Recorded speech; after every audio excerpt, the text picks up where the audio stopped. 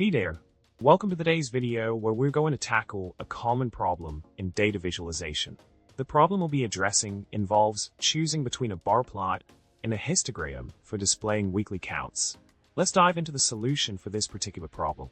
The key here is to first manipulate the data by calculating the difference in weeks between the end date and start date.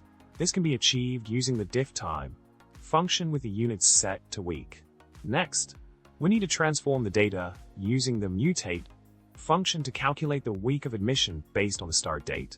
We then count the occurrences per week and create a bar plot using ggplot. The geometry_call function helps us visualize the data with customized labels and themes for better clarity. Lastly, we set the x-axis breaks to display weekly intervals and format the labels accordingly. In summary, we've covered a detailed solution to the problem of choosing the right visualization technique for weekly counts. I hope you found this explanation helpful and informative. Remember to subscribe, like, and leave a comment below. See you next time.